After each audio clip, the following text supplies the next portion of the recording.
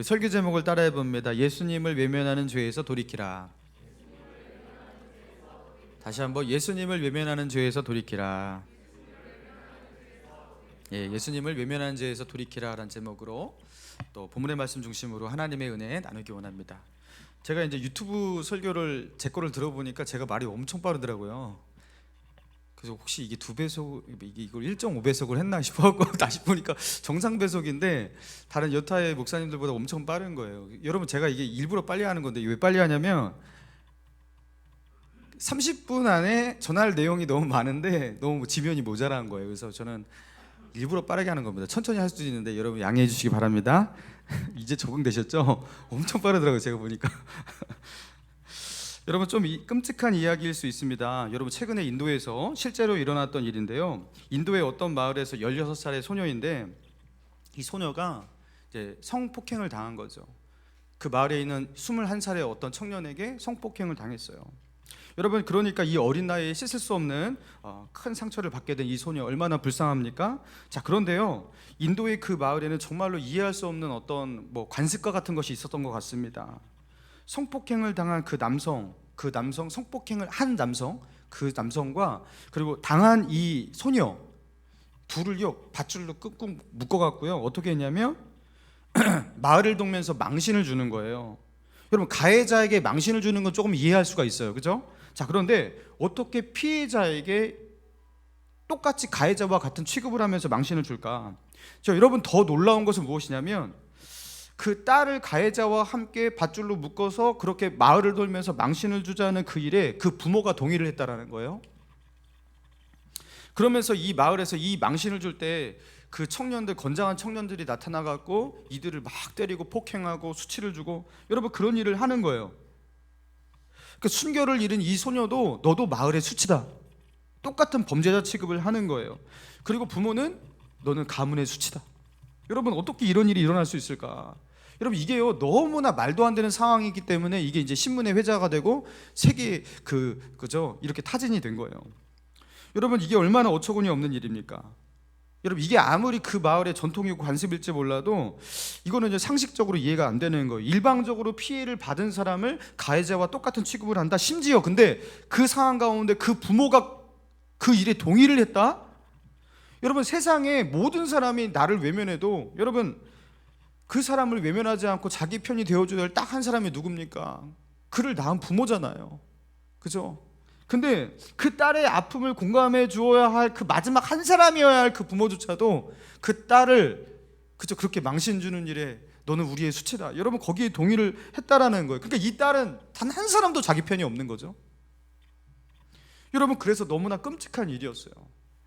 사랑하는 성도 여러분, 근데 여러분, 이런 끔찍한 일들을 우리도 믿음으로 살아가면서 우리도 저지를 수 있다는 것을 알아야 합니다. 여러분, 그리스도인들도 영적으로 그런 끔찍한 죄를 지을 수가 있어요. 여러분, 그게 무엇입니까?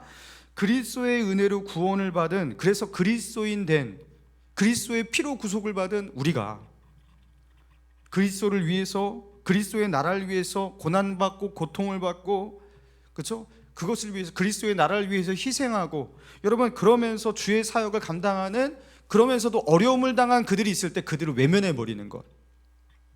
여러분, 그들을 외면할 때 주님은 우리에게 말씀하신다라는 거예요. 너희가 나의 은혜로 구원을 받은 자가 맞다면, 나의 십자가 피로 구원을 받아서 내 이름으로 불려지는 그리스도인이 맞다면, 나의 이름을 위해서 이 땅을 살아가면서 고난과 고통을 당하는 그들, 주님의 나라와 복음을 위해서 고통을 당하는 그들을 외면하는 죄만큼은 지어서는 안 돼. 그건 아니야. 주님은 말씀하시는 거예요. 그들이 도움의 손길을 요청할 때에 그 도움의 손길을 요청하는 그들을 외면하는 그 일을 해서는 안 돼. 이거는 그들을 돕는 일을 하면 좋고 안 하면 아쉽고 이런 일이 아니라 그리스도인이 그리스도를 위해서 고난받는 자를 돌보지 않는 것, 그것을 하나님은 뭐라고 부르시냐면 오늘 성경 본문에는 악행이다, 그건 너무나 악한 일이다, 그렇게 말씀하고 계시다라는 거예요. 여러분, 그거는 해서는 안 된 일이라는 거죠. 자, 그런 어떤 깨달음을 가지고서 우리가 오늘 본문을 자세히 살펴보기 원하는데요. 자, 31절입니다. 인자가 자기 영광으로 모든 천사와 함께 올 때에 자기 영광의 보좌에 앉으리니, 그러니까 마지막 심판의 날 우리 주님께서 영광의 보좌에 앉아서 이제 심판을 하시는 거죠. 32절, 모든 민족을 그 앞에 모으고 각각 구분하기를 목자가 양과 염소를 구분한 것 같이 하여 양은 그 오른편에 염소는 왼편에 두리라. 자, 예수님이 말씀하시는 이 그 비유 가운데 양과 염소를 구분하듯 왼편 오른편, 여러분 이게 무슨 말이냐면 팔레스타인에서 살아가는 사람들 이 말이 그냥 이해가 됩니다. 어떤 말이냐면요, 자, 양과 염소를 구분한다라는 것은 목축업에 종사하는 양을 키우는 사람들이 보통 그 당시에 양과 염소를 일정 비율로 같이 키웠다고 합니다. 양과 염소를 같이 키우는 이유가 무엇이냐면요, 그 양이 가지지 못한 염소의 특징, 그것 때문에 염소를 특히나 조금이라도 이렇게 키우는 거예요. 염소가 어떤 특징이 있냐면요, 염소가 성격이 별로 안 좋아요. 그래서 자기에게 가까이 오는, 이렇게 자기에게 접근하면은 일단 뿔을 세우고서 들이받는 이런 습성이 염소에게 있다라는 거예요. 여러분, 그런데 양은요 어떤 습성이 있냐면 우르르 몰려다녀요. 우르르 몰려다니는데 이 먹이가 어디에 딱 많다 그러면 우르르 몰려가면서 서로 이렇게 뭉치면서 치이면서 어떤 양이 넘어지면 그거를 밟고 가고 양의 무리 가운데 같이 이렇게 밟혀갖고 죽는 그런 일들이 있다고 합니다. 그리고 양들이 더운 이게 여름날 서로 뭉쳐 있으면 어떻게 됩니까? 서로의 그 열 때문에, 그죠? 양이 되게 힘들어지잖아요. 그러니까 이 뭉치는 것을 이렇게 펼치기 위해서 어떻게 하냐면 염소를 풀어놓는 거예요. 그럼 염소는 자기 옆에 이렇게 양들이 이렇게 다가온다든가 그럼 들이받고, 그렇죠? 그리고 염소가 가는 곳에 염소가 성질 나쁘다는 거 아니까 양들도 무서워서 피하고, 그러니까 양들이 이렇게 퍼지게 되는 거예요. 그래서 양과 염소를 같이 키웠다라는 거죠. 자, 그런데 양과 염소를 섞어서 같이 키우는데 저녁에 대해서 날이 어두워지고 기온이 떨어질 때는 양과 염소를 철저히 분리해야 한다는 거예요. 왜냐하면 양은 털이 많죠. 그래서 양은 밤에 그 낮아지는 그 기온도 충분히 견딜 수 있어서 야생에서도 충분히 혼자 잘 수 있다고 합니다. 그러나 염소는 이 보온 기능이 떨어지기 때문에 그 우리로 불러들여 갖고 좀 따뜻한 곳으로 좀 이렇게 은신처에서 염소는 거기서 이렇게 밤을 지새워야 한다라는 거예요. 그래서 목자가 저녁이 되면 양과 염소를 확실히 분리하고 꼭 구분했다라는 겁니다. 그 이야기인 거예요, 지금 이 비유가.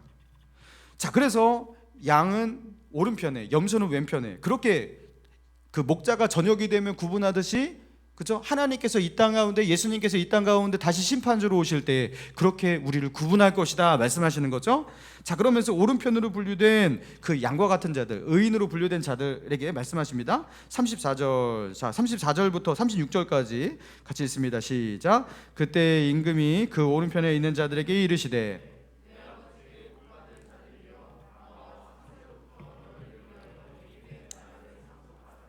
내가 줄일 때에 너희가 먹을 것을 주었고, 목마를 때에 마시게 하였고, 나그네 되었을 때에 영접하였고, 헐벗을 때에 옷을 입혔고, 병들었을 때에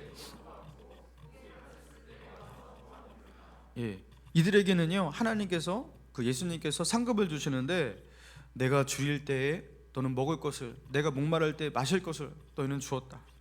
내가 나그네 되었을 때, 헐벗을 때에 나를 돌보았고, 내가 병들었을 때, 또 내가 옥에 갇혔을 때 나를 찾아와 주었다 하면서 그렇게 말씀하신다라는 거죠. 그때 근데 그 말을 듣고 있던 의인들이 너무 황당해하면서 이렇게 말한대요. 자, 37절입니다. 자, 37절부터 39절까지 시작. 이에 의인들이 대답하여 이르되, 주께서 줄이신 것을 보고 음식을 대접하였으며 목마르신 것을 보고 마시게 하였나이까?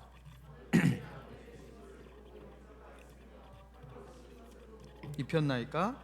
어느 때에 병드신 것이나 옥에 갇히신 것을 보고 가서 배웠나이까? 우리는 그렇게 한 적이 없다라는 거예요. 우리가 언제 그런 일을 했습니까? 그렇게 한 적이 없습니다. 전혀 생각이 나지 않습니다.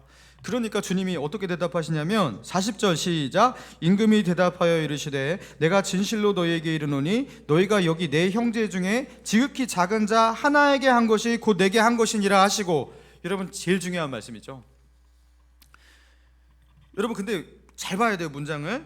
너희가 여기 내 형제 중에 라고 표현하셨어요. 내 형제 중에 지극히 작은 자, 내 형제 중에. 여러분, 내 형제란 누구를 말할까요? 예수님께서 지금 임금 되시는 예수님께서, 심판주 되시는 예수님께서 내 형제라고 부른 이 존재들은 누구일까요? 자, 예수님의 친형제들일까요? 마리아, 그 어머니 마리아로부터 태어난 그죠? 그 친형제를 말하는 건 당연히 아닐 거라고 우리는 생각합니다. 그죠? 그러면 뭘까요? 마태복음 12장으로 거슬러 올라가면, 자, 예수님의 어머니 마리아와 예수님의 친동생들이 예수님을 찾아와서 예수님을 만나려고 밖에서 대기하고 있었어요. 그때 제자들이 지금 예수님의 당신의 어머니와 저기 뭐죠? 친동생들이 그렇게 기다리고 있습니다. 그렇게 말하니까 예수님께서 이렇게 말씀하셨어요. 마태복음 12장 49절에 손을 내밀어 제자들을 가리켜 이르시되 나의 어머니와 나의 동생들을 보라. 누구든지 하늘에 계신 내 아버지의 뜻대로 하는 자가 내 형제요 자매요 어머니니라 하시더라. 예수님이 말씀하신 내 형제요, 여기 내 형제요, 여기 똑같은 표현이 나와요. 내 형제란 누구라고요? 다름 아닌 믿음의 형제들, 믿음의 동역자들, 그리스도를 따르는 그리스도인들을 말하는 것이었어요. 그죠? 여기서 내 형제란 그리스도를 따르는 그리스도의 사람들을 말하는 겁니다. 자, 그런데 그 그리스도인들, 내 형제 중에 지극히 작은 자, 그들이 지금 어떠한 모양을 가지고 있냐면 줄이고 목마르고 나그네 되고 헐벗고 병들고 옥에 갇히는 일이 일어났던 거예요. 예수님의 형제들이. 여러분, 그런데 이런 고난을 그들이 왜 당하고 있었을까? 우리가 한번 생각해 봅시다. 야, 믿음의 형제들인데 이 믿음의 형제들이, 그리스도인들이 왜 이런 고난을 당하고 있지? 가난하게 태어나서 찢어지게 가난한 세월을 살고 있었던 것인가? 아니면 그죠? 가난하진 않았는데 사업을 하다가 뭔가 일이 잘못돼 갖고 사업이 망해서 이렇게 마시고 먹을 것도 없이 헐벗고 줄이게 되었을까? 그럼 옥에는 왜 갇혔을까? 아니면 이 믿음의 형제들이 갑자기 죄를 지어갖고 사기를 쳐갖고 옥에 갇히게 되는 범죄자가 되었던 것일까요? 이상하죠. 여러분, 이 예수님이 표현하신 그죠? 줄이고 목마르고 나그네 되고 헐벗고 병든 이 사람들이 어떤 사람일까? 예수님의 형제 중에서 이렇게 되는 사람이라면 이 사람들은 도대체 어떤 사람일까? 이거는 분위기상 어떤 사람을 말하겠습니까? 그리스도를 위해 살다가, 복음을 위해 살다가 이런 고난을 당하게 된 사람을 말하는 것이에요.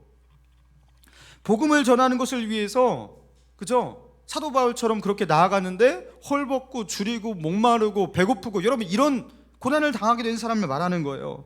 복음을 전하기 위해서 가난을 자처한 사람들, 그래서 줄이고 나그네 되고 헐벗고, 그리고 이제 핍박을 받아서 옥에 갇히게 된 거예요. 이런 어려움과 고난을 당한 자를 말하는 겁니다. 복음을 위해 살다 보니까요, 자기가 가지고 있는 모든 재산을 다 잃어버리게 되고 빈털터리가 되었어요. 여러분, 그들을 향해서 주님은 말씀하시는 거예요. 내 형제 중에. 여러분, 그들은요 예수님의 형제와 같다라는 거예요.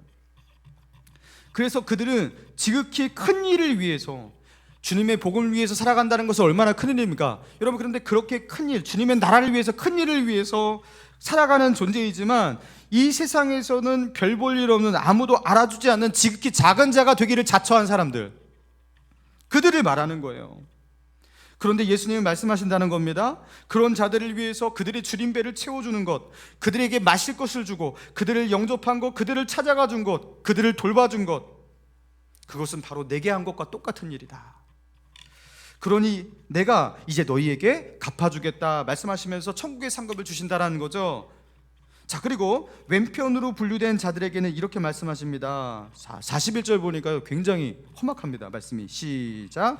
또 왼편에 있는 자들에게 이르시되 저주를 받은 자들아 나를 떠나 마귀와 그 사자들을 위하여 예비된. 여러분, 이 표현이 굉장히 과격하죠. 저주받은 자들아 나를 떠나가라 하시면서 마귀와 그 사자들, 마귀와 마귀의 졸개들을 위해서 예비된 곳 어디겠습니까? 지옥이죠.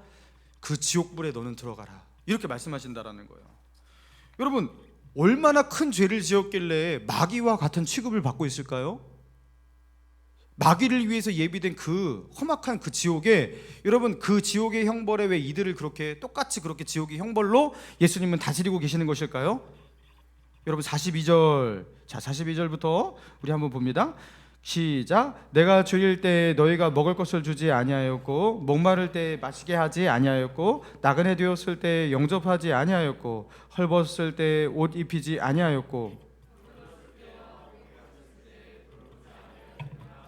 그들도 대답하여 이르시되 주여 우리가 어느 때 주께서 줄이신 것이나 목마르신 것이나 헐벗으신 것이나 병드신 것이나 옥에 갇히신 것을 보고 공양하지 아니하더이까. 이에 임금이 대답하여 이르시되 내가 진실로 너희에게 이르노니 이 지극히 작은 자 하나에게 하지 아니한 것이 곧 내게 하지 아니한 것이니라 하시니라. 여러분, 이 말이 너무나 충격적인 거예요. 이 지극히 작은 자 하나에게 하지 아니한 것이 곧 내게 하지 아니한 것이다. 주님의 나라를 위해서 살다가, 복음을 위해서, 영혼을 위해 살다가 줄이고 목마르고 헐벗고, 여러분 그렇게 된 하나님의 사람들, 그리스도의 사람들, 여러분 그들이 나중에는요 어떻게 되냐면 병들고 옥에 갇히는 일도 일어나요. 그런데 그런 자를 돌보지 않고 그런 자를 외면한 것, 그건 어떤 죄라고요? 그리스도를 외면한 죄와 똑같다라는 겁니다. 정확하게 똑같이 보겠다라는 겁니다. 그런데 그들은요 나중에 이렇게 하나님 앞에 항변한다라는 거죠. 주님, 나는 주님을 외면한 적이 단 한 번도 없습니다. 우리가 언제 그랬습니까? 주님, 어떻게 우리가 주님을 외면하겠어요? 주님을 외면할 리가 있겠습니까? 그런 적 없습니다. 이렇게 말해요. 자, 그런데 그렇게 말하는 우리에게 하나님은 보여주신다라는 거예요. 나를 위해서, 복음을 위해서, 영혼 구원을 위해서 대가를 지불하고 가난을 자초하고 헐벗고 병들게 되고 나중에 옥에 갇히게 되고 도움의 손길이 필요했던 내 형제들, 하나님의 나라를 위해서 수고했고 그렇게 어려움을 자초했던 그 사람들, 그 사람들의 그 어려움을 보고도 그들을 돕는 일을 마다하고 복음과 영혼 구원을 위해서 살아가는 그들을 모른 채하고 무관심하고, 너는 그렇게 살면서 너가 나를 주님으로 그렇게 따른다고 믿는다고 할 수 있겠느냐? 내가 외면한 것은 사람이 아니라 나를 외면한 것이야 하면서, 그때 너가 외면했던 그는 바로 나였어. 그러면서 이 악한 종아, 주님께서 마지막으로 선포하시는 말씀은 이 악한 종아예요. 마귀를 향해서 악하다고 말하시는 것과 똑같이 너는 악한 사람이야, 그렇게 말씀하신다라는 거예요. 그리고 불신자를 향해서 내리시는 그 심판과 정확하게 똑같은 심판을 하신다라는 거예요. 여러분, 이게 얼마나 무서운 일입니까? 여러분, 그래서 믿음이라는 게 무엇인가 다시 우리가 생각해야 돼요. 믿음은 예수님을 나의 구주로 믿는 것, 그렇죠? 나의 대속자가 되시고 나를 위해서 십자가에 죽으신 예수님을 믿는 것. 여러분, 이게 믿음이라고 우리는 배웠거든요. 여러분, 그런데 예수님의 이 말씀에 따르면요, 믿음이라는 것은 조금 더 그렇게 단순한 게 아니에요. 그렇죠? 그 인식론적으로 내 입술로 때울 수 있는 그런 게 믿음이 아니라는 거예요. 마태복음 7장 20절에 보니까 이러므로 그들의 열매로 그들을 알리라, 그들의 열매로 그들을 알리라 말씀하시면서 나더러 주여 주여 하는 자마다 다 천국에 들어갈 것이 아니요 다만 하늘에 계신 내 아버지의 뜻대로 행하는 자라야 들어가리라. 그러니까 주여 주여, 예수님을 주여라고 부르면 다 믿는 사람인데, 천국 가는 사람인데 이렇게 생각하잖아요. 여러분, 그런데 하나님은 그 사람이 하나님의 믿는 자라고 아예 여기시지 않는다라는 거예요. 어떤 사람이 믿는 자라고요? 내 하늘 아버지의 뜻대로 행하는 자라야 천국에 들어가리라. 그들의 열매로 그들을 알리라. 여러분, 우리가 믿음의 사람인가, 정말로 그리스도인인가 아닌가는요, 우리의 입술로 시작을 하긴 합니다. 우리의 마음과 입술의 고백으로 이게 시작이 되는 거예요. 우리가 믿음의 사람으로 시작을 하고 출발을 하는 거예요. 그런데 이 믿음이 어떻게 완성이 되고 온전해지냐면 우리의 열매로 완성이 되는 거예요. 내가 믿는 자면 믿는 자의 열매를 맺고 믿는 자의 행위와 삶이 있어야 되는 거예요.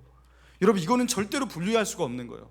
그래서 우리 주님께서 가장 싫어하셨던 사람이 누구예요? 바리새인 서기관들. 입으로는 하나님을 믿는다고 하면서 삶은 전혀 아닌. 여러분, 이게 일치되지 않으면 안 된다라는 거죠. 믿음은 말로 증명되는 것이 아니라 행동과 삶으로 증명되어서 반드시 열매를 맺어야 돼요. 근데 그 최소한의 열매, 하나님께서 요구하시는 열매가 무엇이냐면, 내가 선교사가 되고 사역자가 되고 하나님을 위해서 자기 인생을 완전히 불사르는 사람이 되어서 옥에 갇히고 줄이고 목마르고 이렇게 되지는 않을지언정, 하나님의 나라와 복음을 위해서 수고하고 있는 그 형제의 그 안타까운 그 모습을 보고 그것을 예수님으로 여기고 그들에게 도움의 손길을 내미는 그 정도는 해야 된다라는 거예요. 그것도 하지 않는 것은 말이 안 된다라는 거예요. 하나님의 나라와 복음을 위해서 수고하는 그들에게서 예수 그리스도를 볼 수조차 없다면 과연 그게 예수의 사람인가? 아니라는 거예요. 여러분, 그거는요 끔찍한 죄라는 거예요. 그와 더불어 뭐겠습니까? 이 사람들은 분명히 그랬을 거예요. 저는 몰랐습니다. 그런 사람이 있는지도 몰랐습니다. 있다면 제가 도와줬겠죠. 근데 이 사람들은 어떻게 살았겠습니까? 자기의 삶의 문제와 어려움들 여러 가지가 있었을 거 아니에요. 나 먹기도 살기 힘든데 하면서 아마도 자기의 삶에 몰두가 되어서 무관심하지 않았을까요? 주님의 나라를 위해서 사역하고 뭐 죽을 동 말동하는 그런 사람들, 그 사람들을 외면하는 이유가 내가 진짜로 외면하겠어 했던 게 아니라 무관심했겠죠.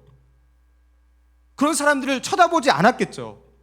그리고 쳐다보지 않으니까 크게 마음의 고통도 없고 마음 쓸 일도 없고 그렇게 살았겠죠. 근데 주님은 그들을 향해서 악하다고 말씀하시는 거예요. 악하다. 보청기를 최초로 발명했던 알렉산더 그레이엄 벨이라는 친구가 있습니다. 여러분 아시죠? 벨. 여러분 그가 어떻게 하다가 이 보청기를 발명하게 되었는지 아십니까? 그의 어머니가 청각 장애인이었다라는 거죠. 소리를 듣지 못하는 자기의 어머니, 그 어머니를 볼 때 이 벨은 늘 마음이 아팠다고 합니다. 그래서 어떻게 하면 우리 어머니가 소리를 조금 듣게 할 수 있을까? 그 고민 속에서 이 청각 장애를 극복하기 위한 연구를 본인이 시작해요. 그렇게 하다 보니까 이 세상에 어머니 말고도 이 듣지 못하는 청각 장애를 가지고 있는 많은 사람이 있다는 것을 알게 되었어요. 그러면서 그들을 위해서 청각 장애인을 위한 학교를 세우기 시작합니다. 그리고 이들에게 진짜 다시 듣게 하기 위해서는 뭔가 듣게 할 수 있는 어떤 의학적인 어떤 테크니컬한 기술이 필요하다 하면서 이 발명에 몰두하게 돼요. 그러면서 발명된 게 보청기입니다. 그리고 그 보청기를 발명하게 돼서 그거에 기반해서 이제 어떤 것까지 발명이 되면 전화기까지 발명하게 된 거죠. 그러니까 이 벨이라는 이 대단한 발명가가 어떻게 이 땅에 탄생하게 된 거냐면 어머니의 청각장애, 그리고 그 청각장애를 가진 어머니에 대한 어떤 마음이에요? 긍휼의 마음이죠. 그 어머니를 돕고자 하는 마음, 아파하는 마음. 여러분 거기에서 결국에 온 인류를 도울 수 있는 여러분 그런 위대한 일들을 업적을 남길 수가 있었던 거예요.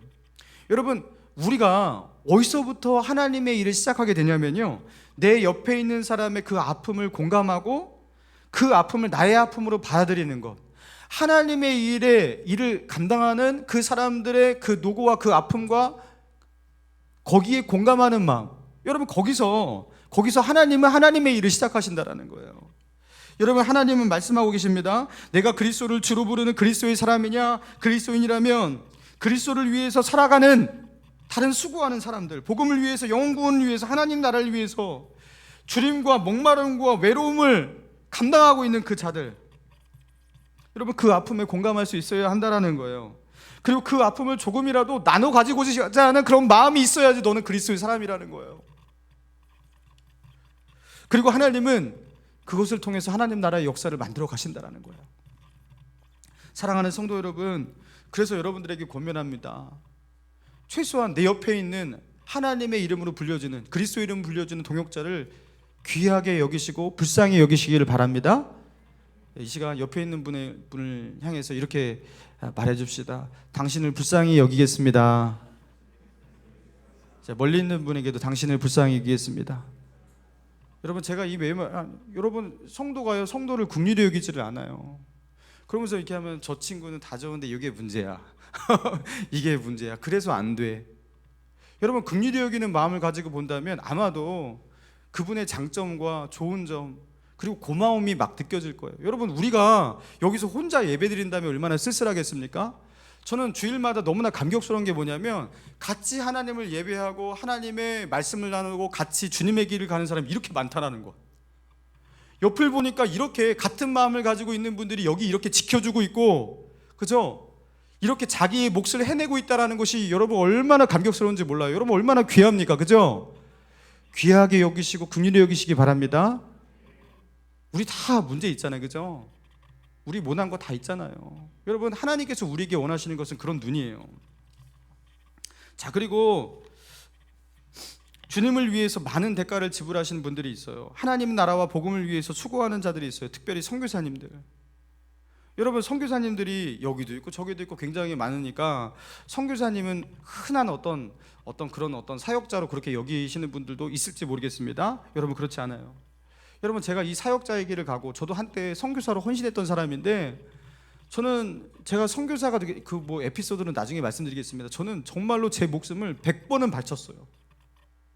제가 그 결단까지 가는데 제 목숨을 드리겠습니다. 뭐 이슬람 거기 가갖고 목이 잘리고 팔이 잘리고 막 이런 것도 상상하면서 제가 그래도 가겠습니다. 이런 눈물을 철철 흘리면서 20대 시간들을요 그렇게 수십 번 그렇게 보내서 결단한 게 이 사역자고 선교사의 길이었어요. 여러분, 그 선교사 아무나 하는 거 아닙니다. 그 결단이 있었기 때문에 그 선교지를 포기하지 않고 버티고 있는 거예요. 아무나 하는 게 아닙니다. 그 선교지에서 교제할 사람 없어요. 정말 외롭습니다. 사역을 하면 사역의 열매라도 있어야지 위로를 받죠. 여러분, 이슬람 땅에 가서 한 명의 회심자를 얻는 게 얼마나 힘듭니까? 그럼에도 불구하고 왜 그들은 거기서 그렇게 버티고 있을까? 생각해 보세요. 주님을 위해서 자기를 바친 거예요. 자기의 삶을 바친 거예요. 여러분, 그런데 그 선교사님을 돕는 일, 여러분, 그 선교 사역을 같이 동참하지는 못할지언정 그분을 돕는 작은 수고, 작은 물질의 헌신을 아까워한다면 여러분, 우리가 나중에 천국 가서 주님의 얼굴을 우리가 어떻게 뵙죠? 누구는 자기의 목숨과 인생을 바치고, 그리고 그 선교사님의 자녀들은 무슨 고생입니까? 가족 모두가 그렇게 헌신하면서 그렇게 하는 가정도 있는데, 나는 그 일을 위해서 그 선교원금 드리는 것도 나는 아까워해요. 여러분, 우리가 주님의 얼굴을 어떻게 뵙냐고요. 사랑하는 성도 여러분, 주님의 나라를 위해서 사역하는 교역자들, 여러분, 한국 교회를 보면요 정말 이렇게 목사님들이 참 말썽이고 존경스럽지 못한 모습을 보이는 지도자들 많습니다. 제가 얼굴이 화끈거리고 제가 죄송합니다. 여러분, 아무리 그럴지라도 그럼에도 불구하고 여러분, 그 길을 가는 것은 많은 헌신과 결단이 있었던 거예요. 여러분, 사역을 얼마나 잘하느냐 못하느냐 그것을 떠나서 여러분, 그분들을 바라보는 올바른 태도만큼은 있어야 돼요. 최근에 한국교회 신학교, 신학교에 항상 이렇게 막 많은 지원자들이 있었는데 이제는 신학교가 다 미달입니다. 아무도 이 길 가려고 하지 않아요. 총신과 장신조차도 뭐 경쟁률 겨우 1대1 넘는 정도 수준이에요. 신대원은 계속 인원을 감축하고 있습니다. 여러분, 나중에는 목회자를 구하기 힘들어질 거예요. 왜요? 여러분 같으면 목회자 하고 싶겠습니까? 욕을 그렇게 얻어먹는데 이 땅에서, 그렇죠? 이 땅에서 취하는 그 세상적인 어떤 영화 이런 거는 당연히 없어요. 없는데 욕까지 얻어먹어요. 존경도 받지 못해요. 여러분, 하고 싶겠냐고요? 젊은이들은 아무도 안 하려고 합니다. 여러분, 누군가가 신학교를 간다, 정말, 그리고 신학교에 가서 이 사역자를 하겠다, 굉장히 고마운 겁니다. 굉장히 고마운 겁니다. 여러분, 개척교회를 하고 있다? 여러분, 개척교회 3년 차 정도 되면요, 그런데도 불구하고 이제 개척교회 수준을 벗어나지 못하고 그런 힘든 가운데 있다. 여러분, 그럼 그 목사님 가정은 완전 비리서덜이 되고 극빈자 계층이 이미 돼 있는 거예요. 농어촌 낙도교회에 있는 그런 사역자들도 마찬가지입니다. 그분들은 정말 제가 알아요. 부교육자 생활하다가 개척을 해요. 부교육자 생활할 때도 완전 빈털터리거든요. 근데 개척을 했다, 가지고 있는 보증금조차도 다 날렸을 거예요. 완전 극빈자입니다. 여러분, 그런데 우리가 그런 것들을 외면한다? 나와 관계없으니까? 여러분, 이게 어떻게 말이 되냐라는 거죠. 여러분, 그래서 우리가 그런 삶을 살지 않기 원합니다. 우리 목감신일교회가 미자립교회 돕는 사역을 하려고 하는 이유가 있는 거예요. 제가요, 안양에서 부목사로 있었을 때입니다. 어느 날 교회로 한 청년이 찾아와서 허름한 옷을 입은 한 청년이었는데 행색을 보니까 도움을 요청하기 위해서 이렇게 오는 청년이었어요. 이런 청년들이 줄곧 오기 때문에 저는 이 레파토리를 다 알고 있습니다. 이제 여러 가지 레파토리가 있는데 보통 한 몇 가지로 추려지는데요. 이 친구는 이제 그 중에 하나의 레파토리였어요.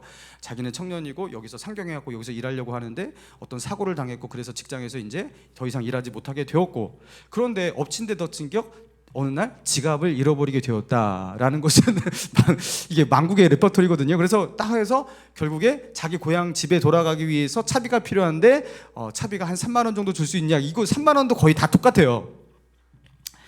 그래서 그분이구나, 또 이제 항상 그렇게 해갖고 이제 보통 이제 꾸며낸 일들이 얘기예요. 이 말들이 대부분이 이제 교회는 그래도 이제 국리적인 마음을 가지고 있는 분들이 많으니까 꼭 교회에 와서 이렇게 구호를 하신단 말이에요. 근데 이게 진짜가 아니라 꾸며낸 말들이 대부분. 근데 이분은 거기에다가 이 레파토리에 끝이지 않고 이분이 저에게 이렇게 말하는 거예요. 저는 진실한 크리스찬입니다. 그래서 갑자기 자기는 하나님의 말씀을 너무나 사랑한다고. 그래서 성경의 말씀을 이것저것 막 이렇게 암송도 하는 것도 있고요. 성경 이야기를 알더라고. 뭐 모세 이야기도 하고 야곱 이야기도 하고 그러더라고요. 그러면서 그러면 예수님을 언제 영접하고 만났습니까? 그러니까 확 이렇게 환한 미소를 지으면서 자기는 예수님과 결혼을 했다라는 거예요. 예수님과 결혼을 했다는 게 무슨 뜻인지 이해를 못했는데 자기의 삶을 예수님께 바쳤다라는 거예요. 그러면서 막 천상의 미소를 지으면서 막 이렇게 그 온화한 표정을 짓는데 이거는 연기가 아니다. 이거는 거짓말일 수가 없다. 그래서 제가요 그때요 마음을 확 빼앗겼어요. 그래서 어떻게 했냐면 3만 원이면 되겠냐고 하면서 제가 확실히 기억은 나지 않지만 조금 더 얹어줬던 것 같아요. 한 5만 원 줬던 것 같아요. 그러니까 이 청년이 이러실 필요가 없는데 주시니까 감사히 받겠습니다 하면서 가는데 이렇게 저를 도와주시니까 제가 고향 땅에 내려가서 다시 한번 꼭 전화드리고 제가 이 돈을 송금해 드리겠습니다. 제가 뭐 고향에 부모님 다 계신데 지금 이렇게 어려워서 그러는 거지 차비만 필요한 거지 제가 가면은 연락드리겠습니다. 그리고 기회가 되면 찾아오겠습니다. 이러는 거예요.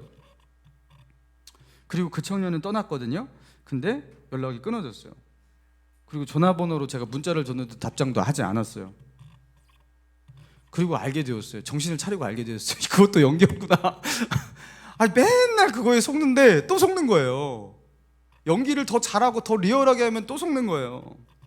보통은 제가 이런 사람을 만나면 어떻게 하냐면 밥 한 끼 사 먹을 수 있는 돈을 제가 쥐어주면서 힘내라고, 그래도 지금이라도 젊으시니까 일하셔서 하면 된다고, 이렇게 사시지 마시라고 이렇게 권면하고 밥 한 끼 사 먹을 수 있는 돈만 딱 주고서 이렇게 보내곤 하는데 막 신앙을 운운하면서 이렇게 말을 하니까 또 그런 분에게 이 거짓말을 당했다라는 이 생각이 드니까 그 실망감이 얼마나 큰지, 그때는 제가 다시 이런 생각이 드는, 다시는 내가 도와주나 봐라, 다시는 내가 하도 실망하게 된 거예요.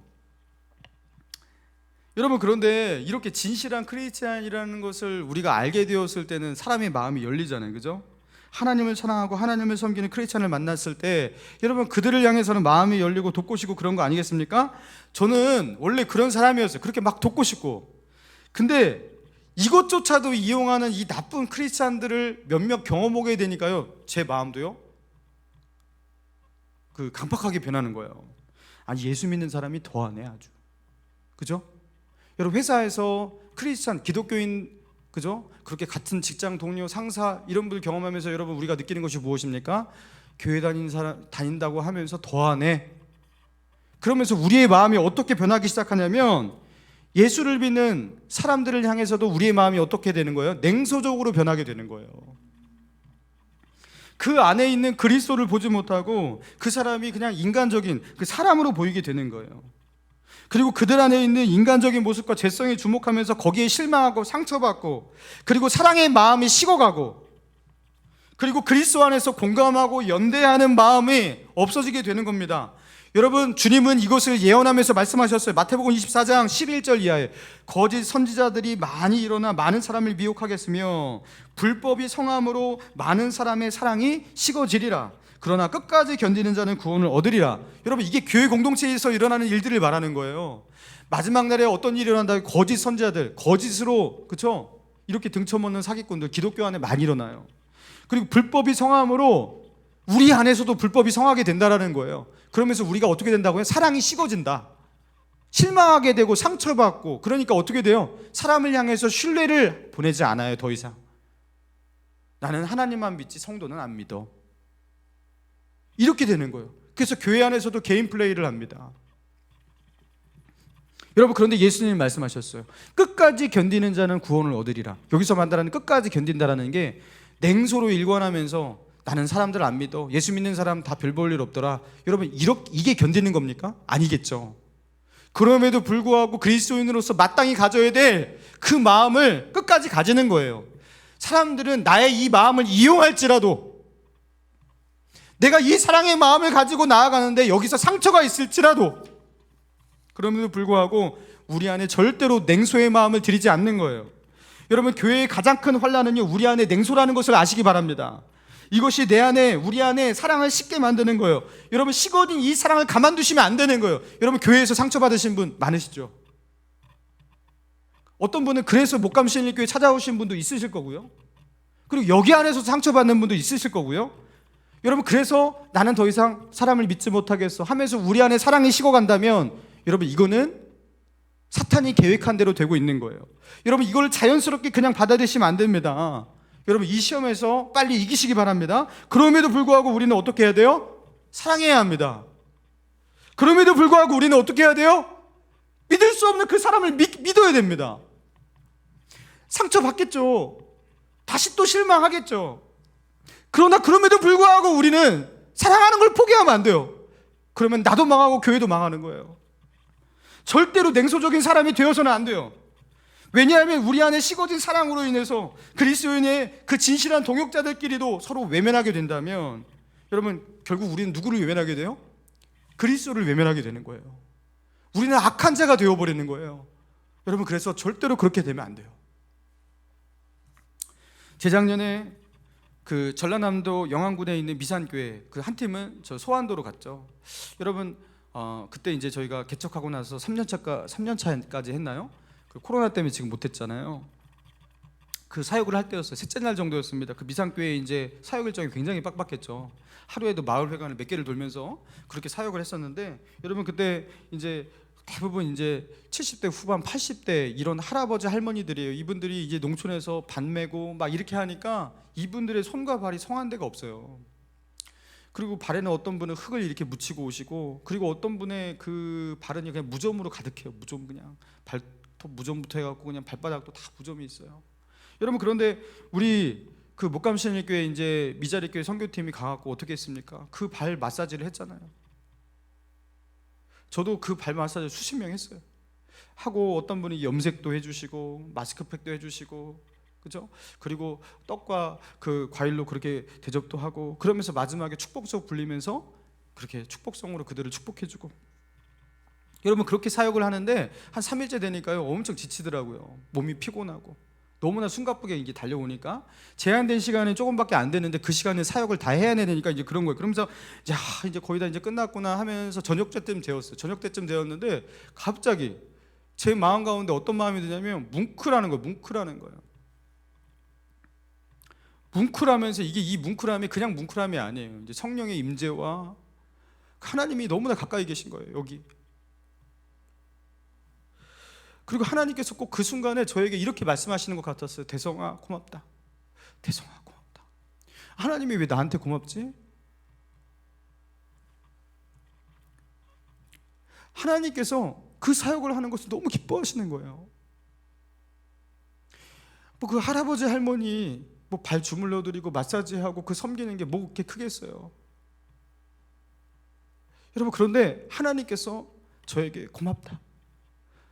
이게 소리로 들리는 건 아닌데 그 성령께서 주시는 그런 마음이었어요.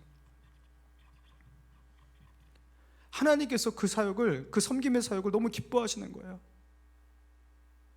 저는 사실 그 고마운 마음이 누구에게 있냐면 그 농어촌 미자리교회 낙도에 있는 그 목사님들, 그 사역을 포기하지 않고 끝까지 버티는 그분들이 너무나 고맙거든요. 내가 가야 하는데 그분들이 가서 그 사역을 해주시는 거예요. 얼마나 고마워요. 그래서 이 사역을 하는 겁니다. 절대로 외면하면 안 되는 거예요. 주님의 나라를 위해서 우리보다 더 많이 수고하시는 그분들, 최소한 우리가 그들을 외면해서는 안 되는 거죠.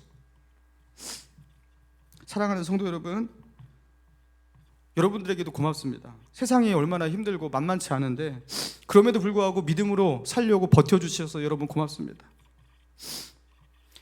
평신도 사역자로서, 목자로서, 또 교사로서 그렇게 버텨주시니 너무나 고맙습니다. 여러분, 우리에게 그런 긍휼의 마음이, 고마워하는 마음이, 그리고 연대하는 마음이 있기를 원합니다. 사랑하는 성도 여러분, 하나님의 나라를 위해서 나아가는 귀한 동역자, 그분들이 얼마나 고마운 분인지 여러분, 그들 안에서 누구를 봐야 하냐면 예수 그리스도를 보실 수 있기를 바랍니다. 예수 그리스도의 이름을 걸고 예수 그리스도의 뜻을 따라 나아가는 분들이에요. 외면해서는 안 됩니다. 여러분, 도우시기 바랍니다. 손을 내미시기 바랍니다.